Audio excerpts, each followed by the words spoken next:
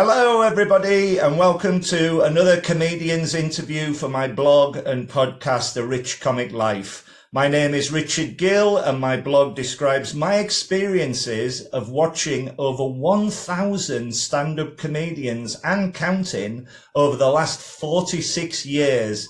I'm delighted to welcome today one of my very favourite comedians. It's only Mr. Paul Tonkinson. Hello, mate. How are you? Very well, thank you. Good to see you.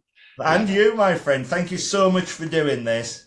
Absolute pleasure. Absolute pleasure. Well, I mean, you cheer so many comics up. It's only right that we should chip back and repeat the favour. Do you know what I mean? You're such a ray of light. Whenever I see you in the front row of an audience, it's great. Yeah, it's fantastic. Thank you so much. Well, all I do is go and laugh, but I should get this laugh insured because I realise it's loud. Yeah, it's loud, but it works. And if all audience members were like you, it would be a very different industry. Thank you so much. Yeah. So we're going to start with the interview. It's going to be about 45 minutes. Was that a dog I heard? That's a dog. That is a dog, yeah.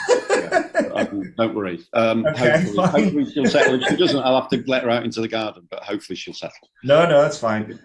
So we're going to go right back to the start of your career and tell me, how did you become a comedian in the first place, please? How did I become a comic in the first place? I was sort of funny at school. I was a bit of like, I was a little bit mischievous, a little bit kind of messing about at school, but I never really considered it. And then for some reason, I applied to study drama at Manchester University. Right. And I completely lied at the interview to get in. I got in through clearing. I created this fictional character where I used to go to all the theatre shows and write reviews and all this kind of stuff. I was just like, all I knew was I wanted to express something, but I'd never really found an outlet for it. I was okay at football, but I don't know. It literally came from nowhere, really. And I managed to fluke and lie my way onto Manchester University drama course. And they had a thing there called Studio Group, which was every Wednesday you'd write material and go and perform to other students. And I wrote this piece. It was about a sketch about somebody. Don't worry. I'm gonna do a quick walk and talk. You're fine. That's absolutely fine. Just because. She'll just sorry. No, it's absolutely fine. Every morning she just sprints out into the corner of the garden and there's nothing ever there. She does it every day. About 6 or 7 times during the day she runs. God love her. Very optimistic way to live. So I wrote this quite serious sketch about a kid who meets a girl in a park and has a chat with her. And I meant it as quite serious, but I went on stage and it just had a sort of comic tension to it. And everyone started laughing. People really laughed. And it was such a powerful moment. It's such an incredible moment when people laugh on stage. And for people to laugh that first time, it sounds a cliche, but my life completely changed at that moment because the feeling was so good. And from there, it was just a natural progression to stand-up comedy, really. So I just realised then it was about 18 years old, and I realised, this I found something I can do, and I'm going to do it. You know. Brilliant. So what sort of year are we talking here? We're probably talking about 1988. Right. Yeah. That was the year I finished college in Stoke. Right. Okay. Well, we've both been knocking around a while, haven't we? It was my first year. We're not the young guns, are we? It was my first year at Manchester University, and I was from Northallerton. Yeah. And there was people in my course, people like Toby Jones, who's obviously gone on to do really well, and was good mates. And I was in a theatre group with him, and suddenly with these people who were very different to your mates in Northallerton. Do you know what I mean? Yeah. Brilliant. It was very intoxicating. It was fantastic. Yeah. But the first gigs I did, well, no, you're going to ask that question, aren't you, about the first gigs? Yeah. You talk about the first gigs. Yeah, the first gig I did in Salford, because I've been used to performing to students, which was a very supportive atmosphere and everyone really loving each other and then going to the pub and talking about it, all really nice. And then I turned up with this comedy club called the Salford Comedy Dome, and they had like a couple of poems and a couple of what I thought were jokes, you know, and it was quite a tough club, you know, and I was very nervous, and I got introduced onto the stage, and before I got to the mic, I was getting heckled. Do you know, they just saw fear. They saw fear, you know. They were like, "Show us your ass," and get up fucking really hard Salford, and I'm there with my poems and it was sufficiently disastrous that I didn't gig for another year after that. Right. I left it for a year. Yeah, so it was. It can be quite when you're starting off. People say, "Do you get nervous?" And yeah, of course you do. Yeah, when you're starting off, it's quite brutal. It can be quite brutal. So your first gig was somewhere around 1989, 90, something like that. Yeah, well, it was actually about sort of 1988 when I was at university. But I always think my first proper gig was a year after that, because that was more like an incredibly disturbing experience as opposed to a gig. It was a complete baptism of fire. My first sort of gig where, in a sort of reasonably okay atmosphere, I did an open spot at Manchester University Student Union, and on the bill, Eddie Izzard was comparing. Wow. And Frank Skinner was closing. This was before they got famous. Yeah. Obviously, they were two they were going to end up being two giants of early 90s stand-up comedy. Of course, yeah. And Izzard was really just this guy with just like a really mad look in his eyes, talk about honey and bees, and just completely lost in his own reality.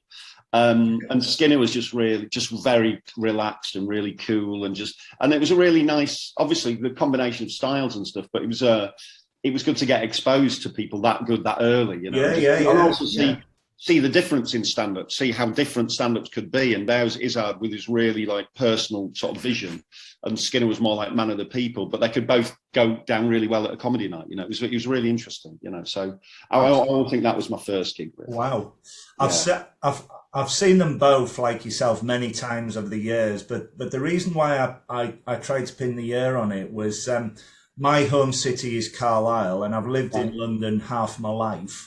But I've got a very good friend who's from Carlisle, but moved to Manchester and is now settled in Manchester with his wife.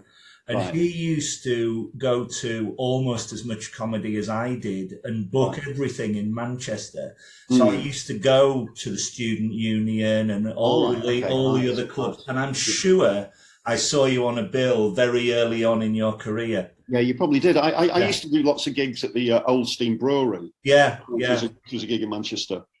And I had really good gigs at the Old Steam Brewery. A lot of it was because there were a lot of students went to them. But I used to, I was a student, and it was like it was Manchester and house music. I used to get really stoned and go on stage and improvise and mess about. And people used to I had some amazing gigs, Obviously, it's just stone nonsense, But you've got the confidence. You've got the confidence of a 19-year-old, So and they laughed, and thankfully they did, because those early great gigs give you the confidence to keep going. Without those, because I went to London and suddenly it got a bit suddenly it got a bit harder. So it quickly got harder because everything's more professional, and they're not all students laughing at every stoned utterance that you make.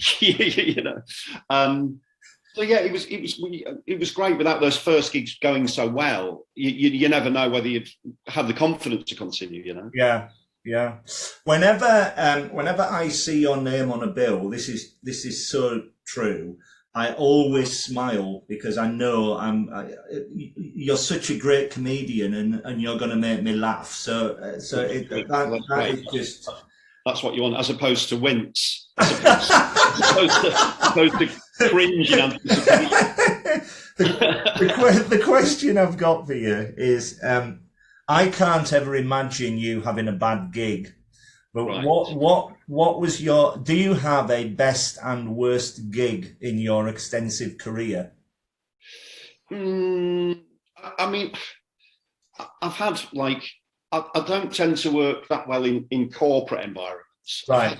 I've had some quite bad corporate experiences because really I'm quite a warm comic. I'm quite inclusive and warm and family and down to earth. And suddenly you're in a corporate environment. But probably my worst ever gig in terms of a corporate environment was I was doing a gig at the Great Room in Park Lane in a hotel. Like 1,000 people in this room. Yeah. And they're all TV professionals, but they're not producers. They're more sort of techies and whatever. They were miserable. They were very, very miserable. Very miserable people. I was booked to do 15, 20 minutes.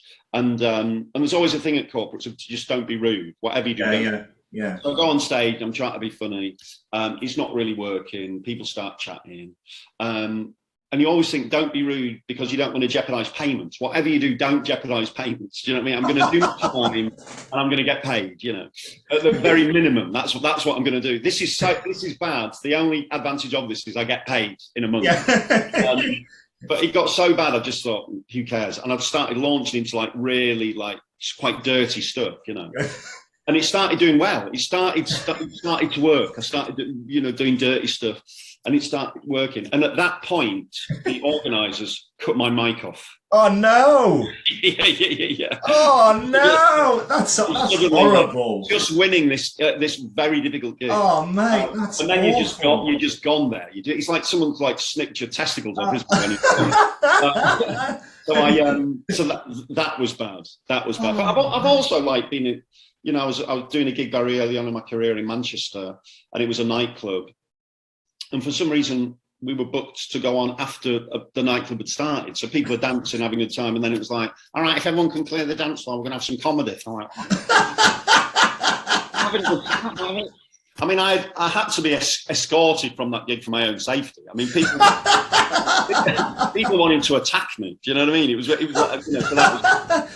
Well, you're going out with, I'm determined to make these bastards laugh. Well, yeah, I mean, I was on their side. I mean, if I was at a nightclub, it makes no sense, you know. No. And obviously, the longer you get on, the more you learn how to do stand-up. Of course, yeah. It's all about experience. So in terms of like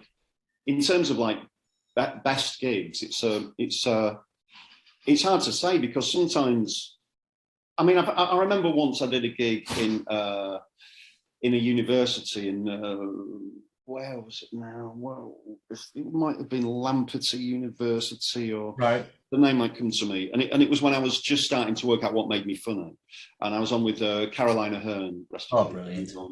And I was comparing, and I was just everything I did was just funny. It was one of those magical nights, and the audience just wouldn't let me leave the stage. Do you know what I mean? They were like, I'd try to leave, they'd say no, you know, and of course when that happens for the first time, you think, this is it now. This is what stand-up is.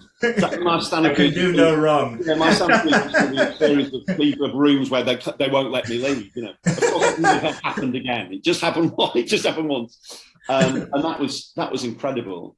But honestly, even now at this stage, yeah. Like I went up last weekend and I did the Frog and Bucket in Manchester. And it was a room that I'd always done fine with, but I'd always had a little bit of a problem with the sort of, it's sort of the way it's set out's a bit weird, and just working out how to pitch your performance. You're always trying to work things out as a comic. That's one great thing about it. And every room's a bit of a different puzzle. And I finally felt I cracked it. And I had really good gigs at Frog and Bucket. And that was very, very pleasurable. I mean, that's a great thing about it, even though I've been doing it since time began. Yeah. The pleasure that a good gig gives you is massive. I mean, yes, of course, yeah. Which is why, one of the reasons why I continue to do it. It's so, it's such a good feeling, you know. Yeah. So, you know, best gigs, worst gigs, you know, your definition of what a great gig changes. But when you do hit a great gig, it's still deeply pleasurable. Yeah. Well, I can only imagine sitting from the audience, because that's me. I love to go and just really enjoy myself. Yes. And coming from an audience point of view, to be an act on stage, feeling that warmth the audience gives you must be extraordinary. Yeah, it is. It's sort of. It sounds a bit overblown, but it gives you everything you could possibly ask for in that moment. It really does. And it's like, and even afterwards, you'd feel so connected. It's that Steve Martin quote, isn't it? Steve Martin says, you know, he'd be on the road doing a gig, and then he'd come back, and some days it'd feel great, and some days it wouldn't be so great. And it took him a while to realise it was entirely based on how well the gig had gone. Do you know what I mean? If you have a great gig, it feels great. And if you have a great gig, you just feel great for a couple of days. Till your next one, really. And then it's like a rolling thing. If you're gigging all the time, you're having great gigs, it's such a good feeling, you know. Yeah. I had a bad experience once. I had a go at stand-up comedy. My only time at stand-up comedy. Right. I've told this to many a comedian. I know a promoter who put me on to, like, it was a gong show type of scenario. It was in Edinburgh, Okay, right. and it was a Monday afternoon, and it was an old folks gong show thing. It couldn't be worse. An old folks gong show. Well, it was full of old people in the crowd. It was just awful. And the worst possible elements for a gig. And I said to him, I want to be a stand-up comedian. People think I'm very funny in pubs. I want to try and get it out in the system. And I wrote like a 5-minute thing about me crashing cars in Carlisle when I first passed my driving test. Right. And he loved it. And he said, you should just say this. This is great. So I walked out. And he said, you've got 3 minutes. If you're less than 3 minutes, they'll gong you up. So I walked out and I went, good afternoon, ladies and gentlemen. People think I look like Eddie the Eagle Edwards, but I can't see the resemblance myself. Yeah. And of course, when I did the gig, I looked exactly like him. I still do. That's the joke. And some old bloke in the back just went, fuck off, man, gong me off. And so I was like, I walked off. That's harsh. That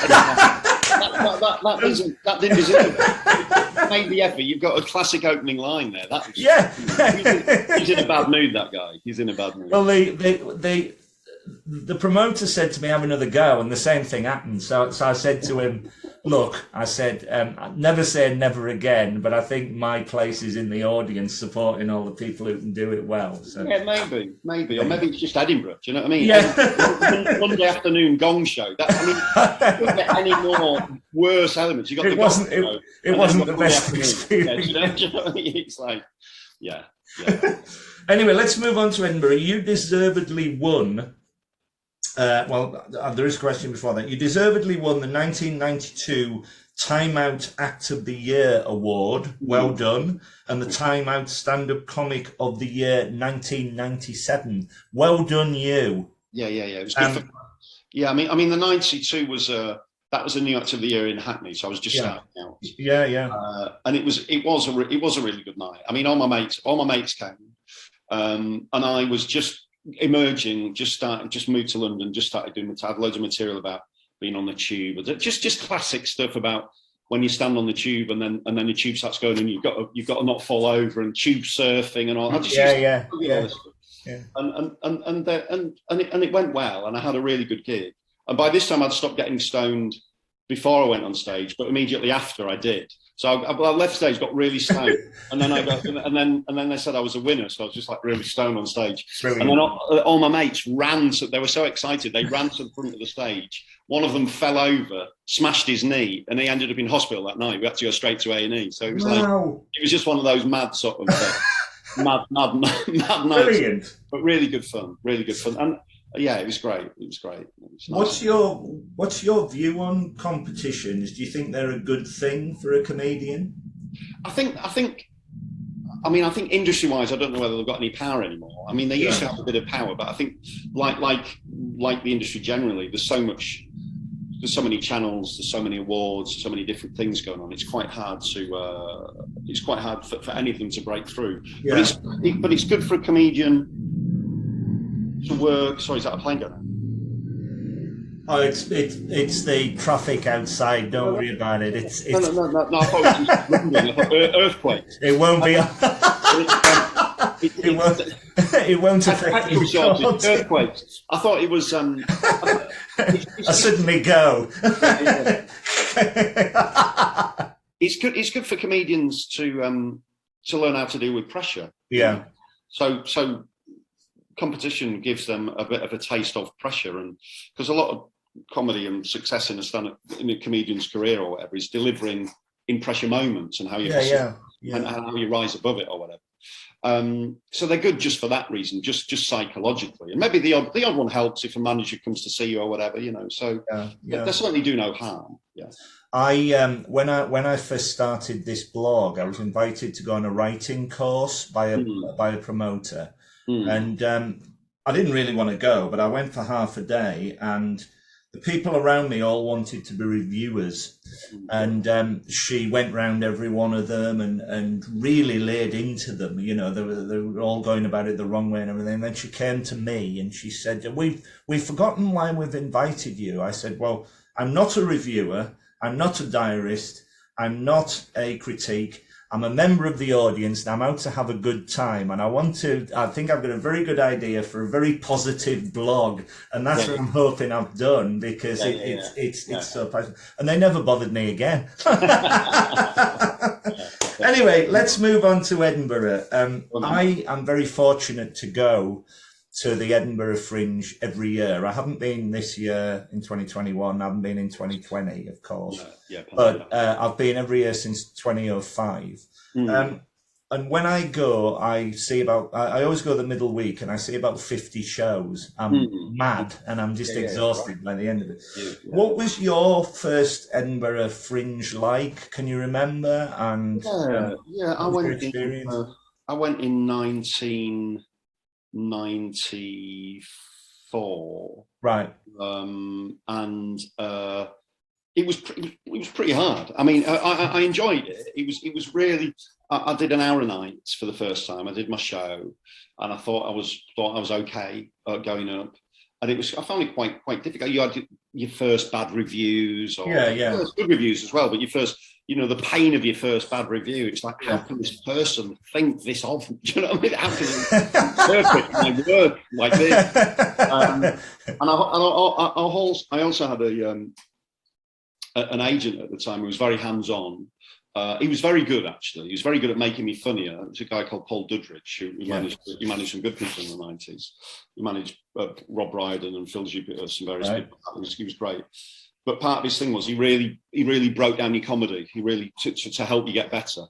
So he'd sit on the front row during gigs, and I'd be performing. Sometimes there'd only be like 10 people there, and he'd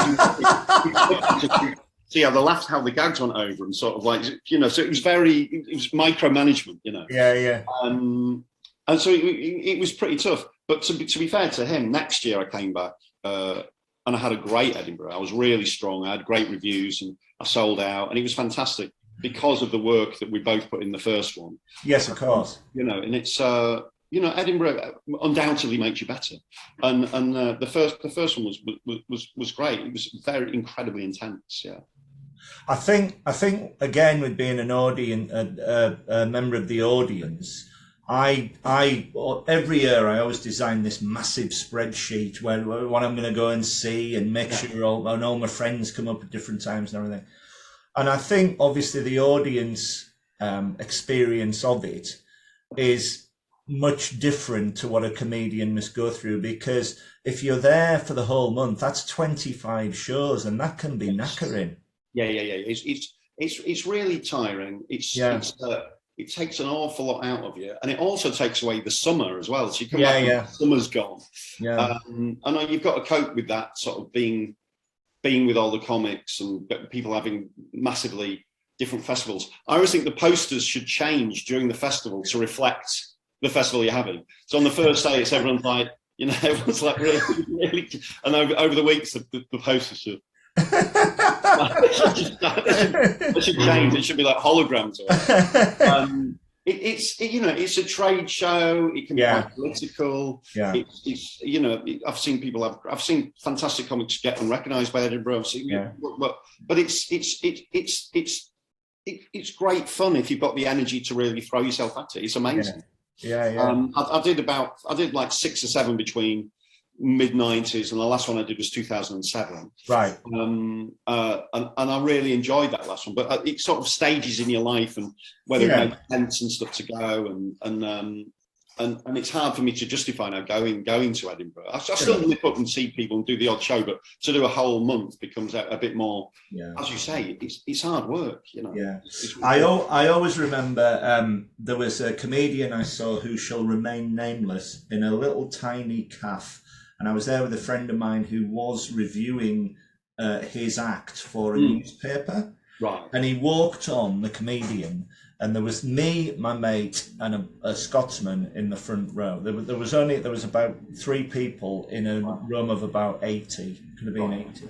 And he bounded out. He was so enthusiastic. And he went, "Hello, ladies and gentlemen." And then he went, "Oh, there's only 3 in the audience. Let me buy you a drink. Thank you so much for coming along. Let's all go to the bar." Oh, yeah. And the Scotsman in the front row went, "No, I've paid my £6. Do the hour." And he had to do it. And it's like, the show must go on. You know, I really felt for him. Yeah, it's pretty tricky. I mean, I've done an hour to 4 people before. Oh, mate. I had a great, ironically, I had a great gig. It's all about your state of mind. This was my good Edinburgh. This was like day 2 of my good Edinburgh. And, and I really believed in my show. A lot of it, if you believe in your show, it's so crucial. It's always crucial. It's always crucial on stage to believe that what you're saying is funny and to find it funny yourself. But even more so if you're doing it to an hour in front of 4 people. Do you know what I mean? It's like, if they think you're faking it, they will find out before. Yeah.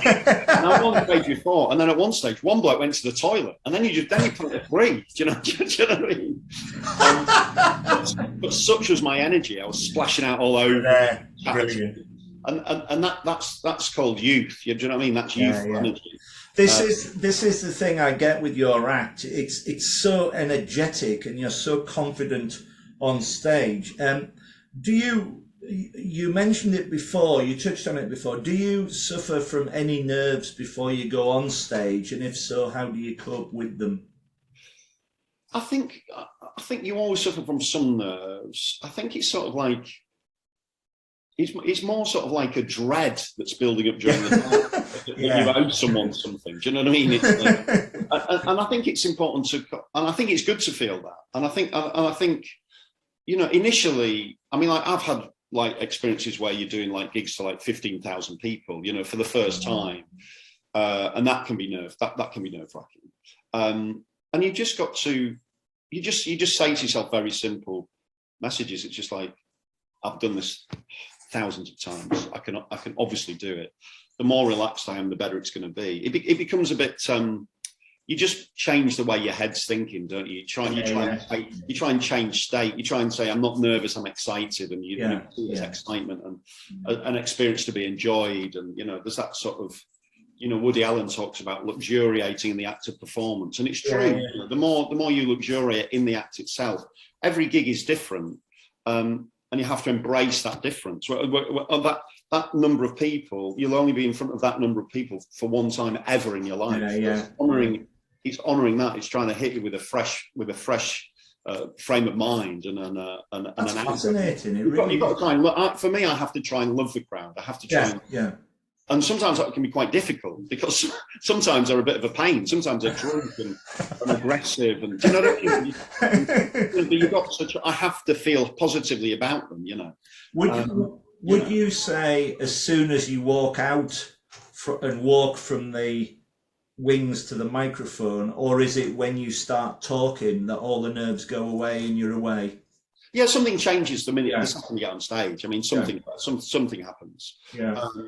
And it's important to feel those, because if you don't, there's a problem. Because after a while, you can get to the other stage where you don't feel any nerves, and it's, I've got to do a gig. Do you know what I mean? You've got to be careful. You have to feel excited, or you have to think every gig I'm going to try a new bit to give it an element of difference. So, do you know what I mean? You've got to. Do you know what I mean? Exactly. I know exactly what you're saying. You get guys who've obviously been doing it for years, and they're not nervous at all, and they're not having great gigs. Do you know what I mean? You've got to keep your standards up and keep honouring the experience. You know. Yeah. Wonderful. I've seen you many times on stage over the years, from those clubs in Manchester when you first started, through to Always Be Comedy, through to Headliners, through to the Bedford Arms. I saw wonderful venues. And you deliver, you always deliver incredibly funny sets and routines. You're a great visual comedian as well. You always, your face pulling is extraordinary to react to the jokes of things. Please describe your writing process, if you've got one, Yeah. And where do you get your ideas from for your routines? Or Well, if you're writing a solo show? yeah. I mean, I get ideas. You get ideas constantly, don't you? So I get ideas. You get ideas constantly. I'm constantly making notes on my phone and stuff. And the initial idea has to be. It's all about. So I write down little thoughts. What do I find funny? And then it all goes from that initial idea. So your initial idea has to be that informs everything else. So at the moment, I've been working on this thing about everyone's been chatting about the pandemic. So I've been chatting about the pandemic, and that moment when Boris came to deliver the news of the pandemic, and we all knew it was serious because Boris had combed his hair, you know. And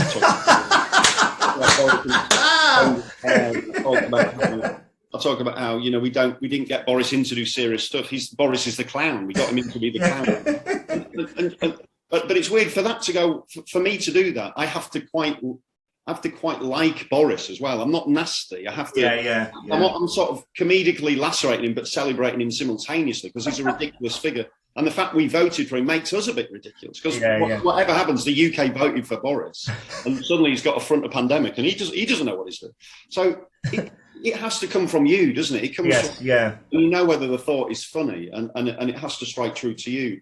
And then I physically explore that a little bit,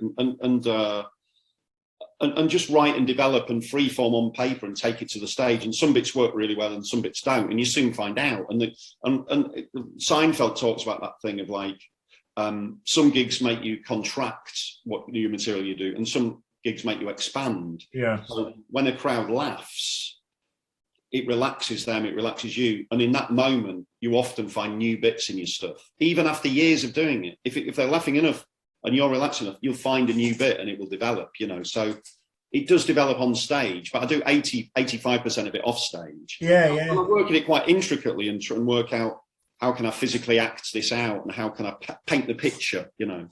And yeah, it's you know, I always think with stand-up comedy, it's not necessarily an arts form. I see it as arts and crafts. Yeah. That's a great answer. Yeah, it was the craft of the performance. And I've also benefited a lot because I've worked closely with McIntyre. I work very closely with Michael McIntyre. Yes, with him, not necessarily writing his stuff, but we work on his shows together, and we talk a lot about it and about comedy and stuff. And no matter what people think about him, a lot of people can be sniffy about Michael. What he does, he's probably the best in the world. Do you know what I mean? He's an incredible performer with massively high standards. And he works really, really hard to make it look that easy. So it's been good for me to, and he's physical as well. So we're in the same we're in the same ballpark, but obviously. He's a much more successful practitioner of it, but it's been nice to be exposed to it. Do you know what I mean? Yeah, wonderful. I mean, it keeps me engaged with it and inspires me. So yeah, you're scribbling all the time, and then you take it out, but that first thought has to ignite, and if it's true and it lands, then everything goes from that first thought. That's wonderful. I first saw Michael McIntyre in a hut in Edinburgh play about 40 people before he was famous. And you could tell then how wonderful he was. And I had on the podcast very recently Barry Cryer, unbelievably, and what an interview that was. And of course, Ray Cameron, McIntyre's dad, created the Kenny Everett show with Barry Cryer. And it was extraordinary to listen to how this big comic jigsaw all intertwines and how everybody starts off, and it's absolutely fascinating. How do you remember all your jokes and routines? Do you have a way of remembering them all to get from A to B? I mean, you know, over time they get. I'm at the stage now where I've got a sort of floating. For stuff to work well in clubs, it has to be really, really good and really solid and to work everywhere. Sure. So by the time it's reached that stage, you sort of know it. Do you know what I mean? You've crafted it, you sort of know it. But and I'm at the stage now where I've probably got about, and material comes in and out of stuff according to how funny you're finding it at the time. I've got about 45 minutes of floating stuff that's floating around good enough. and then I wait. I have a look at the crowd and see what I think they're like, and I sort of pick and choose and mix and match, and that means every gig becomes a bit different and enjoyable. Oh, that's and then great. It's more about sort of how do you get from one bit to the other, and that can get a little bit. You need to.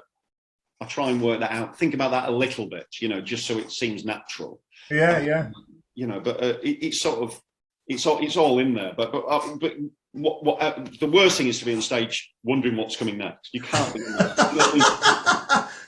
I mean, for years I used to take my set list on with me in my pocket. And of course, I've never looked at it. It's crazy, this crazy insurance policy. It's like, you see comics do it now, they're writing on their hands. Yeah. You have to back yourself ultimately, don't you? Yeah. If you get your material, then you've just got to be funny in the room, and that's it. That's what comedy is. So no, I don't take anything on with me. I'm not writing on my hand. There's no, you constantly try to reduce any barriers that you put between yourself and the crowd, and just be there and have the confidence. And let's face it, when you've been doing it as long as me, you should have that confidence. I'm not thinking about the next thing, Well, one of the most creative things I've ever done, apart from this blog and podcast, I once wrote a play which we put on for comic relief. It was just a half-hour play. It's called The Applicant. It's about a bloke who comes. It's basically me. It's about a bloke who comes down to London, has a very successful girlfriend, and he can't get a job. He has a series of interviews. My mate is very good with accents, and he played all the all the interviewers, and it was just me. And so I would run on to the stage. I was the interviewee, and I would do a monologue to the audience, and then the interview, and then a monologue and an interview. And of course, we'd rehearsed this for 10 weeks. And when I ran on the first night, I completely forgot the monologue. And I wrote it. I was like a rabbit in headlights. Yeah, of course. So what happened? What did you do? Did you run off? My favourite joke in it was his name. It was called Norman Oliver Hope, which was N-O Hope with the letter. Yeah. He got his letter. Right. So I just screamed Norman, Dad, Sweet Shop, Carlisle, and I was trying to link it all together. And then my mate ran on, and once there was somebody there. Yeah. I was fine. We were away, and then I never made the same mistake again. We did 3 different nights, but that was the fascinating thing. But I suppose if you're acting, or if you're learning words, that is different from the spontaneity of an audience as a stand-up comic. Yeah, I mean that's a great thing about stand-up is that you've got absolute freedom. You can do what you want. The only rule is laughter. That's the only rule. So whatever gets a laugh, that's it, and it's up to you how you define that and how you're going to play within that, and whether what standards you set with that, But that's the only rule, and that's all the audience cares about. They don't care about your material. They don't care about these ideas you've had during the week. They don't care about. Do you know what I mean? They just want you to make them laugh. Do you know what I mean? It's very simple. It's a very simple relationship. Yeah. We come here in good faith. We want you to make us laugh. That's it. Yeah. And that's it. Yeah. So when I work with McIntyre, it's like, and what makes him different to a lot of comics. I know comics who they still do persist with material, even though it doesn't go down well, because they like it. It's like, I like it, so I'll keep doing it, That's not the job. For me, that's not the job, For McIntyre, if he's not working, at a very high level, he'll just drop it. Do you know what I mean? We're there for them. Do you know what I mean? We're there to make them laugh loud. That's what I see my purpose as. Yeah. Like for 20 minutes in their hard-working week or an hour, whatever, we are there. They are not there to receive our disturbing ideas and reduce the room to silence. We're here to make them laugh. Do you know what I mean? I understand that. I get that, and that's what I want. Your career, you've had an extensive career. I've seen you on TV presenting shows. I've seen you do stand-up comedy. Your comedy career has lasted for years. Do you have a particular highlight for such an extensive career? I mean, I haven't been on TV for a while. I don't present so much now. I'm not it sort of feels like a different phase of my life really now, the presenting thing. I'm not particularly attracted to that idea. Yeah. But I did a show called MTV Hot, which was years ago on MTV, and that was again, that I had a lot of freedom. It was a daily show. Yeah. I came in with a couple of mates, a guy called David Hales, who was a very talented young man, and we just did little jokes about the world of music, like Michael Jackson or whatever's gone on in music. Yeah. We had 10 links to do every day, 10 links of about between a minute and 2 minutes.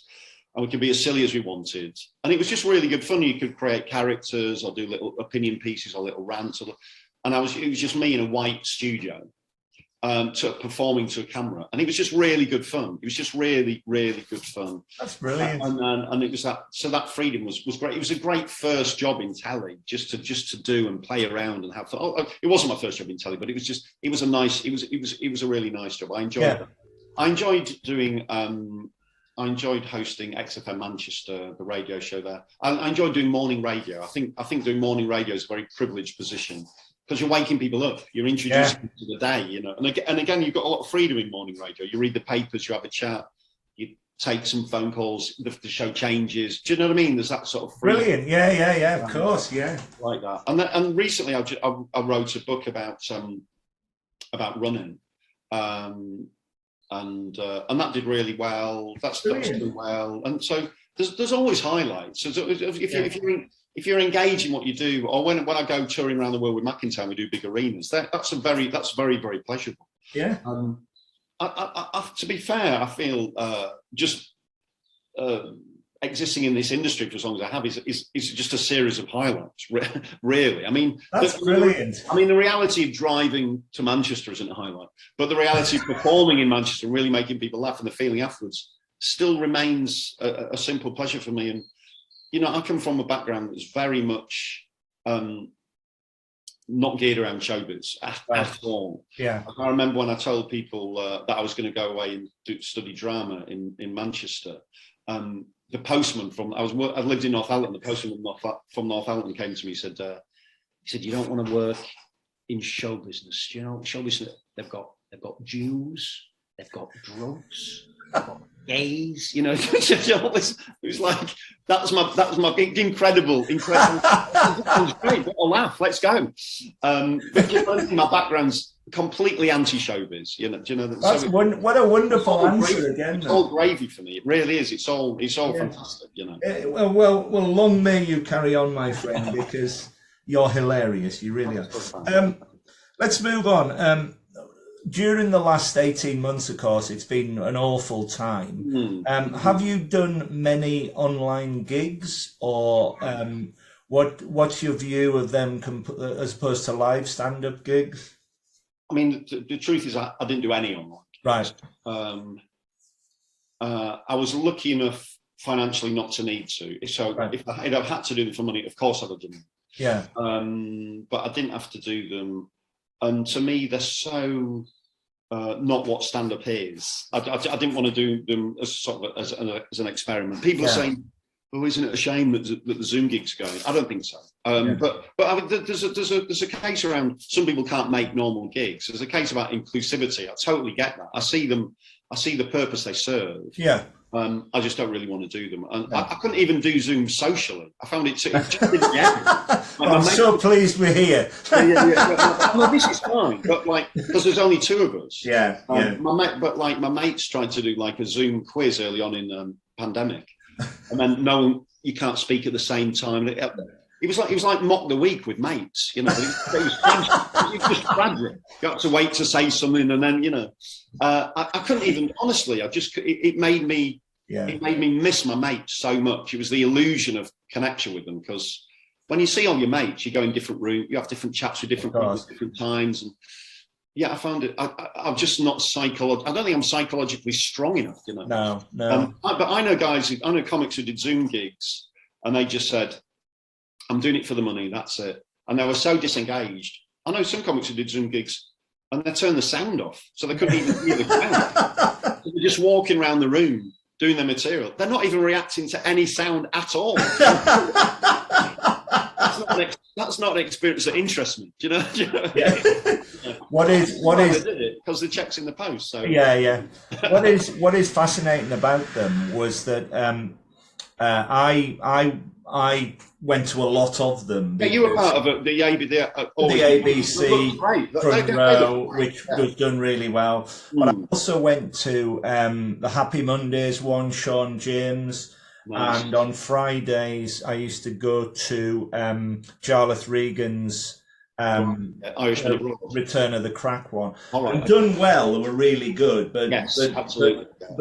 But when it started, nobody had a clue how they were going to work. So, of course, all the audience was sitting in where there was no audio at all for the audience. Yeah. So I would sit here laughing at four walls, and the neighbours would be banging on the walls, and I thought it'd get taken away. But once they opened the audio up, it meant that the comedians who were on there could time the jokes and chat to the audience and all the rest of it.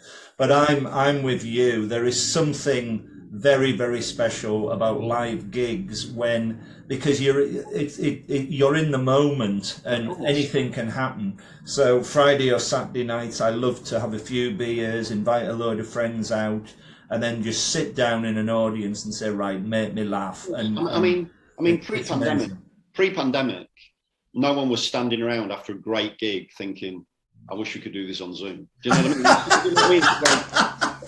But having said that, part of it's just my resistance to technology. I'm a bit of a technophobe. I'm not very good with it. So if you can make it work, absolutely fantastic. Obviously, now the live gigs about, we all want to be in a room together. And the pandemic was very difficult because stand-up comedy it's a petri dish for infection, isn't it? It's people laughing and spluttering all over each other with a low ceiling, rammed in really close. So we suffered a lot, But it was unbelievable.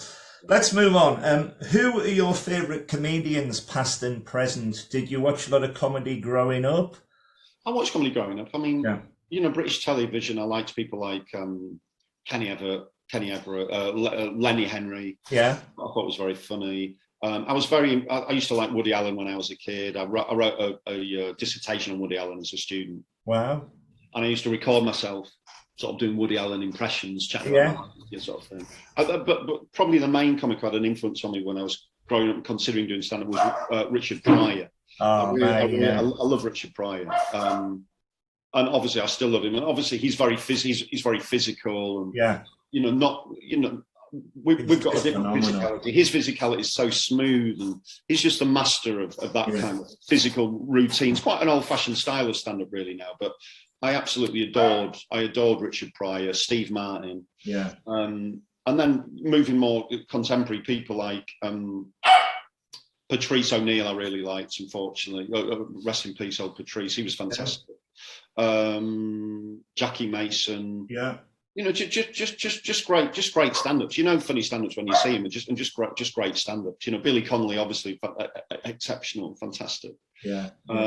Steve Martin. Yeah, I love Steve Martin as well. Steve Martin, the world's funniest white guy and all that stuff. Yeah. Just that combination of stupidity and intelligence, and just the way he condensed his jokes, and Harry Hill as well, people like that. Or Sean Locke, rest in peace, Sean. Oh, that was we're all really going to miss Sean. And and I love watching Michael. I love the joy he creates, the joy he gets in these massive rooms, and the routines he does. So the intricacy of them and the detail he adds to them, and just that lift, that whoosh he gives crowds. I remember gigging with Lee Evans early on in my career as a stand-up, and I don't think I've ever seen a comic storm a room like Lee Evans did. And from the minute he entered the venue, because he always turned up late. But it was like he was performing. He's like, am I on? Oh, am I late? And he's already performing, and people start to giggle, and Lee's here, and then he goes on stage. And I've seen him storm so hard. He just had to stop because they were laughing so much, and he won't do anything. He just had to stop because they were laughing so much, And that's quite that's quite a traditional form of comedy. It's like there's a strand of the comedic industry that doesn't respect that. Do you know what I mean? But for me, I'm always going from that thing of like, there's something so powerful here, Oh yeah. So I really like Lee Evans. Yeah. Lee Evans would always play Carlisle as a minor gig as a test gig for his big arena tours, and I saw him 2 or 3 times, and it was extraordinary watching because of course, the trick he had was every single joke he told would be followed by a visual expression that would have you crying with laughter. And it's such a great gift to have. Following on from that, like me, do you go to a lot of gigs as a member of the audience? No. I don't know why I asked that question, because everybody says no. No. I mean, I like to see. I like to see comics. Obviously, I watch Michael a lot because I work with him, and I'm going to see Tim Vine at Christmas to a show about Elvis. I know Tim Vine very well. Tim Vine's fantastic in terms of someone who gives joy to a crowd. I love watching him. So it's so good. Yeah, he's a friend as well. But that'll be really nice to just be in the crowd and watch him. Yeah. As a general rule, because I'm at gigs so much, when I'm not working, I like to be. I'll go to the cinema. I just like to be chilling out. If you're on a bill of comedians, do you tend to stay and watch them all? No. I a lot of the time I'm on last. Yeah. And to be honest, I prefer if I wasn't on last a lot of the time, because by the time you get on last, everyone's drunk. It's a bit of a harder gig. I'm much prefer being on second. I'm much prefer being on second. It's I've had a couple of gigs recently where I've been on second, and it's such an easier gig. It's like a different experience. It's really because the peak of the evening, first act warms everyone up, second act they're just right, and it's such a different experience. I like to be. If I'm there, I like to get there a little bit early so I can see the room, see the comics, see what people are laughing at. Yeah. You just try to what you like a sort of detective case in a crime scene in a way. You're looking for. You're casing the room, aren't you? You're looking at what's the atmosphere of the crowd. Are there any characters in the crowd? Is it what's happened? You want the story of the evening. You don't want to hit it totally cold. It's nice to know what's been going on. So if I'm there early on, I'll often see the whole show before I go on last. Yeah. But if I'm on first, I'm either doubling up or I'm off home. Yeah. The reason I ask the questions is there is a section in my blog called The Ones That Got Away.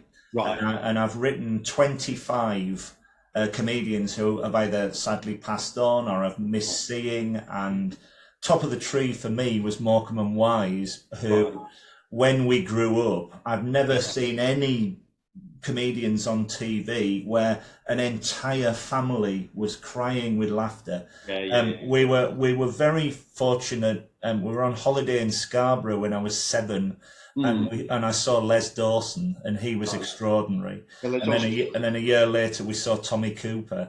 Well, I mean, these are absolute titans, aren't they? And then of course from there it led to everything else. Yeah, I mean, the first comic I saw was Jimmy Tarbuck when I was about 8 in Scarborough. My dad was to this gig and I saw Jimmy Tarbuck. And it was just getting aware of, wow, that this even exists. That men and women just stand up and make people laugh. And what's happening? It definitely ignited them, because it's so absurd, isn't it? That we're just all here for him and everyone's laughing. It was such a nice feeling. Obviously, it is. It's extraordinary. The simplicity of it. Yeah. I always remember age 10. We went. Mum and Dad took me to see Tom O'Connor at Paynton, and he sadly recently passed on.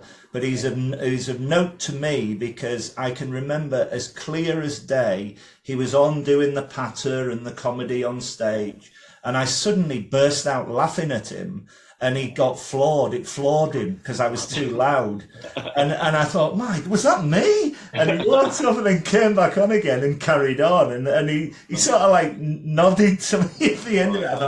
I thought, my laugh's extraordinary. And that was it. But it's amazing. There are so many great experiences watching this wonderful art form of comedy, and thank you so much for making me laugh so much. Just before we go, I would like to thank you as well, because you have been, whenever we've met, you have been very supportive of my blog and this podcast and everything like that. Just before we go, is there anything else you'd like to say? Have you got any gigs coming up? What's your social media thing? Do you have a website? I'm on Twitter. But to be honest, usually when I'm drunk watching the football.